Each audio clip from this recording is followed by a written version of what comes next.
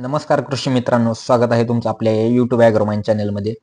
तर कृषी मित्रांनो, आपण आज बघणार आहे AEC 111 जो नॅशनल सर्व्हिस स्कीमचा जो कोर्स आहे. त्यामध्ये आपल्याला प्रॅक्टिकल कसं असणार आणि त्याचं प्रॅक्टिकलमध्ये काय काय क्वेश्चन विचारले जाऊ शकणार हे आपण आज या व्हिडिओमध्ये बघणार आहे. तर तुम्ही सर्वात पहिल्यांदा हे समजून घ्यायचं आहे की हा 0+1चा कोर्स आहे, म्हणजे याचे प्रॅक्टिकल एक्झामिनेशन तुमचे 50 मार्कचे असणार आहे. त्याच्यात जे ब्रॉड क्वेश्चन असणार आहेत ते आपल्याला 30 मार्कचे असू शकतात किंवा आपल्याला 50 मार्कचे पण असू शकतात. आता ते तुमच्या कॉलेज लेवलला डिपेंड आहे. तुमच्या टीचरने आधी त्याचं डिस्ट्रीब्युशन सांगितलं असेल, कारण की हे कॉलेज लेवलला टीचरच्या हातात आणि एक्सटर्नलच्या हातात असते की याचं डिस्ट्रीब्युशन कसं ठेवायचं. तर व्हिडिओला सुरुवात करूया आपण आता क्वेश्चन बघूया याच्यात काय काय विचारले जाऊ शकतात. तर क्वेश्चन नंबर फर्स्ट जो आहे आपल्याला, what is the fundamental right and duties of youth, अशा प्रकारे विचारला जाऊ शकतो.